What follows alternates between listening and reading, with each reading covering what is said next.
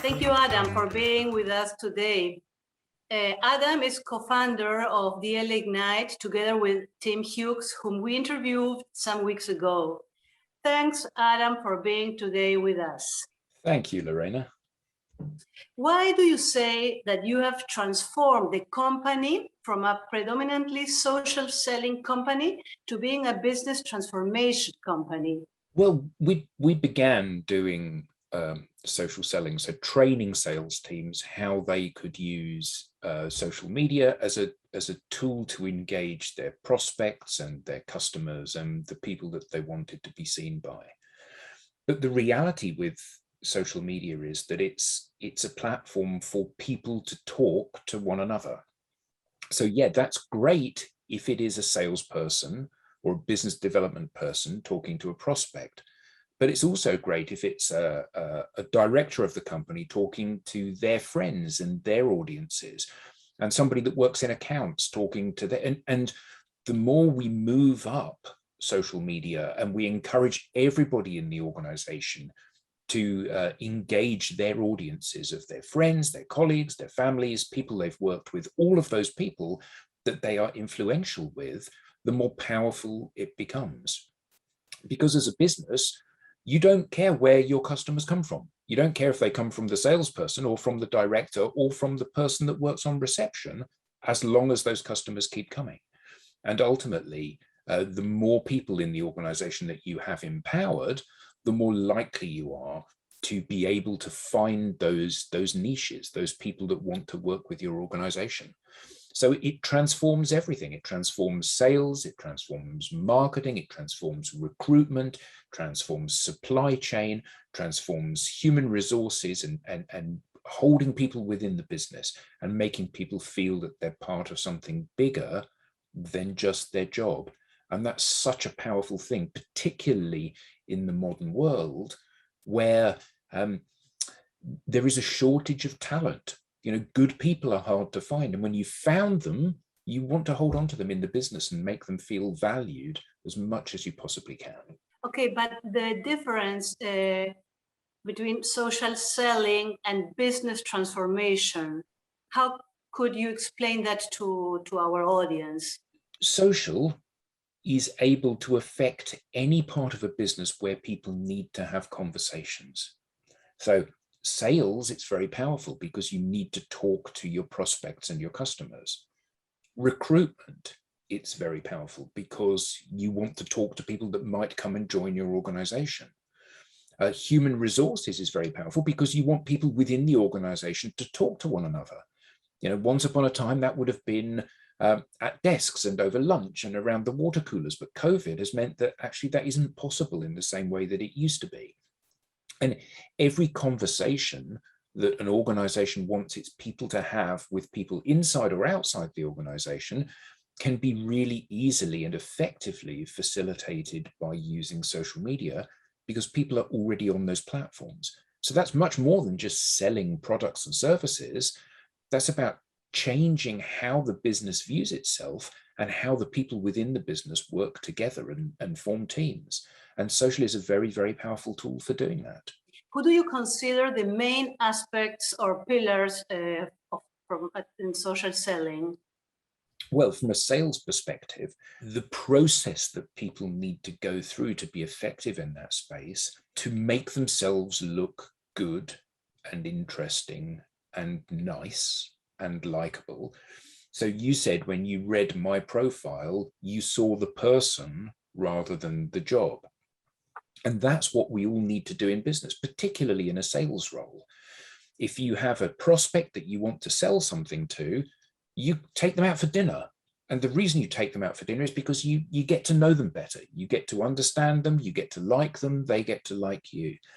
Social is a fantastic tool for enabling that to happen. So the people that have customer facing roles, they need to create a profile that makes the people that see that profile like them. And then they need to understand how they can grow their network. If your job in selling is to sell to manufacturing companies in your region, but you're not connected to anybody in those manufacturing companies in your region, then it's unlikely that those people will see your content and see you. So we have to have a strategy for connecting to those people. In the same way that when you meet somebody in a face-to-face environment at an event or in their office, the first thing you have to do is to listen. You listen to them speak and you answer their questions and you are interested in what they say. Social is no different. If I want you to notice me, the best and most powerful thing I can do is to listen to you when you publish content and to respond to that content because it shows I'm listening. And then lastly, I need to publish content myself. So when you know who I am and you recognize me, I need to keep putting content out there, not content that says buy my product because it's good, because you don't keep engaging with that on an ongoing basis, but content that empowers you and educates you and makes you feel that you're able to make a decision about buying my product and service. So that process of looking good, growing the people that are around you, engaging those people in some sort of conversation, and lastly, continuing to publish content are the 4 steps that you need to go through in order to be effective and recognized and found on the social networks. Adam, you've worked with different companies and people. Do you think there is a kind of person that is more difficult to introduce to social selling? No, I think that often people think that my customers aren't on social. So it works for that company and it works for that industry and it works for that region, but it doesn't work for me. But it does. You know, now of the people that have an internet connection, which is most of the developed world, like 80%, 85% of those people are active on social. So whether or not you want to get to the chief executive of a manufacturing company or somebody in sales in a logistics company or somebody in the government, all of those people are on the different social networks. And creating a point of engagement with those people so that you're interfacing with them and engaging with their content and encouraging them to engage with your content is the new way of doing it. It used to be the telephone and by letter and by email, but we all know from our own experience, if I phone you up to sell you something, you don't take my call. If I send you an email saying buy my product, you don't engage with the email, you don't respond. So there has to be another way, and that way now is social. And it doesn't matter what you do, it doesn't matter what your company sells, whether it sells products or services, whether it sells logistics and facilitation, whether it sells training or management consulting, the way to build the relationship on which you sell that product is through social. Can you tell us about your experience as a salesperson in services? How has been your journey into this social or digital and strategic life? So I was involved in social at the very beginning of social, when other forms of marketing still worked. So, you know, you would run campaigns or either advertising or email, and you would telephone people and you would still get some success with those. But over the 15 years or so that I've been involved in this, probably 20 years that I've been involved in this, what I've seen is that those platforms have become less effective. So a campaign used to deliver 10% response, and then it was 7, and then it was 6, and then it was 3, and then it was 2, and you know, that decline is not a good thing. And what we see is that sometimes technology can slow that decline. You know, you buy a new piece of software or a new technique which helps you to get 4% response rather than 3% response. But 4% response is still 96% failure. And I think often we are conditioned to think that that's okay. So against this backdrop, I saw social, instead of doing that, doing this, more and more people on it, more and more people being active, more and more people having conversations and positioning themselves as experts or helpful or likable or whatever it was that they were trying to do. And the success of that seemed to be growing. And as time went by, it became more apparent that social can do more than just market a company. You know, we've seen in the UK, Brexit was driven by social. The election of Barack Obama and then Donald Trump was driven by social. The misinformation or spread of information is driven by social. It is where people choose to go to make decisions. People learn things, people discover links to resources and websites, people form opinions about people, and they're doing that on social all the time. So we have to be on social, engaging those people and meeting those people. Because if we're not, you know, you go onto social, you meet somebody who isn't me, and you end up liking them and buying from them. So the fact that I've still got my website and my marketing, it doesn't matter. You're off buying from people who you know you want to do business with. So in business, to be competitive these days, we have to be using these channels to build that trust, that recognition, that likability, so that people want to buy from us. Do you think that lawyers are more complicated to change their mindset onto digital? Yeah, law firms are quite conservative businesses. You know, the level of expertise and professionalism in those businesses means that they set a very high standard for themselves and those people around them. So yes, it is more difficult, but I think sometimes it's because lawyers don't see how they sell things offline. So if you think about social as being an advertising channel where people are friendly, that's not the right way to consider it. If you consider it to be a big social club, you know, you're a successful lawyer, you go to your club in one of the high rent regions of town, and you go there after work and you have a glass of champagne and you sit and you talk to friends of yours. And those friends are people that potentially can be customers of yours, and many of them become customers of yours. And the reason they buy from you is because they like you and they trust you. And that is what social enables you to do.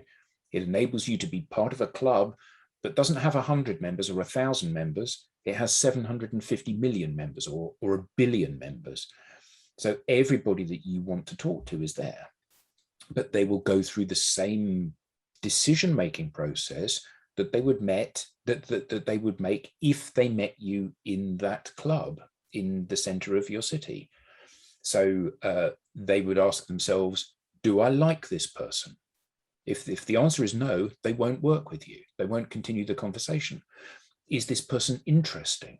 Yes. Okay, we'll keep going. Is this person trustworthy? And all of these things help them make a decision about whether or not they're going to engage you to be their counsel or they're not. But social is exactly that. If you treat it as a club, as a place to meet people, have conversations, help people, sell to people, buy from people, all of those things, then the full breadth of opportunities on social becomes apparent.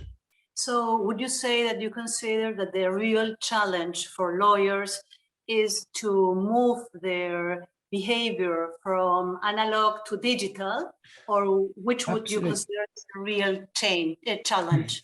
Yeah, I think that there is an irony there, because lawyers are already digital. You know, they have digital systems to log their time. They have smartphones. They use computers. So it's not like they're not digital, but they still think that that all deals will be done on the golf course, and social is a virtual golf course.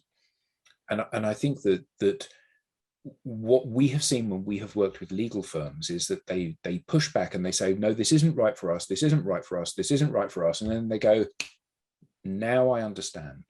It is right for us. And then they start to be successful in this space. And it's not about learning new skills. It's about deploying the skills that you already have into this new environment, which is something that all adults should be comfortable in.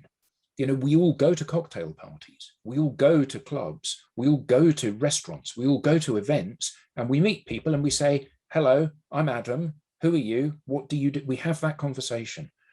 It should be exactly the same on social. And if it is, that's when people start to be successful. With lawyers and with social, it's like any business and any activity that they need to do. They need to have a plan. They need to understand, who do I want to talk to? Who are my targets? How do I want to be perceived? And how can I get advantage over the other people that I'm in competition with? So they need to understand that. And then they need to understand, how can they track the journey from where they are to where they want to be? So how do they or we differentiate from ourselves from all other lawyers on LinkedIn? There are lots of them. Well, the only USP you have, so the only unique thing about you is who you are. So it might be that you like windsurfing, or it might be that you like cars, or it might be that you play the piano, or it might be that you run marathons. And those things that make you unique are the things that differentiate you. So if you become the lawyer that runs marathons, the key thing about that is that people will remember you. If you are the lawyer that does corporate acquisitions, from where you sit, you can probably see 50 people that do the same thing. And the thing that you need to remember is that you, if you're in corporate acquisitions is what you do, you are an expert at corporate acquisitions. I'm the client, I'm not an expert in corporate acquisitions, which is why I'm going to hire you. But because I'm not an expert, I find it very difficult to differentiate between 10 expert lawyers at corporate acquisitions. But what I can do is I can say, I don't know whether you're better or worse than that lawyer, but I know I like you more because you've got the same interests that I've got. And when we're working together, that will be important. If you love jazz music and I love jazz music, when we're getting a cup of coffee or having lunch, we can talk about jazz music, which makes the process of working with you more pleasurable. And I think that so often we think that we buy just with the head, and we don't. We buy with the heart as well. That's why you've got an Apple phone or a BMW car or a pair of Nike running shoes. It's got nothing to do with performance. It's got everything to do with whether or not you want to buy that thing. So when we talk, for example, about our digital profile or about our profile on LinkedIn, could you give us some tips? Because I don't want the whole receipt, but only some tips about a good strategy. And I would add, you always talk about the differentiation between what you do and what you are when we are talking about, or when we are working on our digital profile on a platform, let's say LinkedIn. We work on LinkedIn, this is a professional network. So what would you say or tell us about strategy? If you think about your firm as a whole, the key that you have is recognizing that not everybody likes everybody. So I don't like you because you like jazz music. I do like you because you like blues music. Therefore, I want to go to you. And a company-wide view, it doesn't matter who I buy from, as long as I buy from somebody in your building. That's the only thing that matters. So for each person, they need to be comfortable expressing who they are. So their headline needs to be eye-catching, because when I search, that's the only bit I see. I see your name, your photo, and your headline. And if your headline says, corporate lawyer, there are a million, literally a million corporate lawyers. So if it says keen golfing lawyer, okay, I like golf, you like golf, great, I'll have a look at that person. So each time that we make a change, we want to make sure that change drives memorability and recognition and stand out from everybody else. And it needs to tell a story. So your headline sells me the idea of reading your summary. And your summary sells me the idea on reading the rest of your profile. And this is always about trying to just move you through, you as the reader to my profile, move you through my profile. So you keep on reading, you keep on getting to know me. And the strategy at an organizational level is to empower people to be comfortable doing that, to talk about themselves, because the only thing that's going to make me, from a business perspective, fall in love with you is if I know who you are and like what I see. And if I don't, if you just look like another lawyer, it doesn't matter who I pick. So I can pick you or one of your competitors or somebody else, doesn't matter. But if I like you and I want to do business with you, I will do business with you. And encouraging people to do that at an organizational level is really difficult, but it is possible to do it. Following topic is content. What is recommended to, or how is recommended, not the content that, but to first interact and then put or share some content. What are your main thoughts about this? The challenge with creating content is that what you want to say and what I need to hear might not be the same thing. So the only barometer for what is good or bad content is how many people see it and how much engagement does it get. So you can write a fantastic white paper, but if nobody reads it, there is no value in it at all. If I write something which is not as good as your white paper, but lots of people read it and lots of people see it and lots of people engage with it, then it's a good piece of content.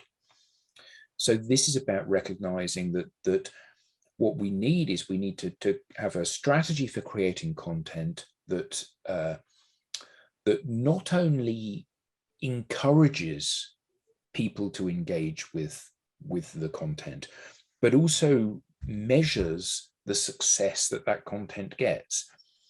You know, writing a list of your products and services doesn't differentiate you from anyone else. Writing an expert opinion on why corporate acquisitions need to be done this way rather than this way is probably not of interest to the most people in the audience. But creating something which is accessible and friendly and small enough that people actually read it and understand it is key to success. You know, if I tell you 100 things you need to do, you'll remember one of them. So what I should do is I should tell you one thing, and then the next time I should tell you a second thing, and then the next time I should tell you a third thing, because I know that you'll be able to action those and remember what those things are. And the challenge with writing big pieces of content that are quite heavy is that everybody sees them and says, I need to read that, and then they save it onto their desktop, and then they never read it. Whereas if you write something which is a paragraph long, people do read it because they think, if I don't read that, it'll be gone and I won't be able to find it again. So breaking it up into smaller, more accessible, snackable bits of content is really, really important. And you always insist on human content, right? Absolutely, because I don't want to hear you say what everybody else says. You know, if you say, I'm a really skillful lawyer and I specialize in litigation, there are 10 million lawyers on LinkedIn that specialize in litigation. So why would I pick you rather than one of the other 9,999,999 lawyers? Whereas if you say, here's me walking down the street, it's a lovely day, this is my first time out to get a bottle of port from this new port shop, then people will read that and they'll go, I didn't know there was a new port shop there. I'll go down there. You know, people engage with that. People engage and like human content, because you don't fall in love with lawyers, you fall in love with people. And that's what you need to get your audience to do. How do you feel lawyers interact, or how do you think lawyers should interact, or what do you recommend to them on social? Well, yes, lawyers don't interact as much as they should, is my experience. But I think always what we need to try to do is think about this from the other person's perspective. If you publish a piece of content and I like it and leave a comment on it, you think, that's nice. Somebody read my content and they liked my content. That's great. So when you go and leave a like and a comment on someone else's content, they think, oh, that's nice. They left a comment and a like on my piece of content. And that's what we need to do. We need to start to do that for other people, because you know that if I come and like a piece of your content, and then the next piece of content you publish, I comment on it, and the next piece of content, I like it, and the next piece of content, I like it, eventually you have a look at my profile, because you think, who is this guy that keeps engaging with my content? You're pleased that I do, and you then look at me. And that's exactly what people will do for you. If you go and like and comment on their content, eventually they will look at your profile. And if you've made your profile look attractive and exciting and interesting, they'll read it and they'll go, this seems like a nice person. I think that often if people are struggling with what is the right thing to do, they should think about business on LinkedIn or any other social network as being a bit like dating. So if you go and meet somebody from a dating app in a bar, you don't walk into the bar and say, I'm a corporate lawyer. I'm responsible for mergers and acquisitions. I've been a partner in my company for 15 years, and we've been a very fast growing business, and we're now one of the largest law firms in Peru. You don't say that. What you do is you walk up to the person and say, hello, it's nice to meet you. Tell me about yourself. And if you adopt that strategy on the social networks, people will find that attractive in this space in exactly the same way they do in real life. And the problem is that we think, you're coming here to buy from me, therefore I need to make sure that everything's done up and my shirt is. That's not how people behave in the real world. And that's not how people behave on these platforms, even though you want it to be so. It isn't. That's not what people do. People make mistakes. People fall in love with their eyes and what they read, not from reading the listing of things that you've put about yourself, about what you've achieved. That just makes you sound arrogant. Okay, Adam, thank you very much for this talk. I think we'll have to talk, soon again. Yeah, I'd love to. Yes, our audience will be very grateful. So I compromise you to have a talk maybe in a few weeks again. Yeah, of course. Okay, and so I thank you very much again, and it was really so enriching to talk, and I'm sure you will change some minds after this conversation. Great, thank you, Lorena.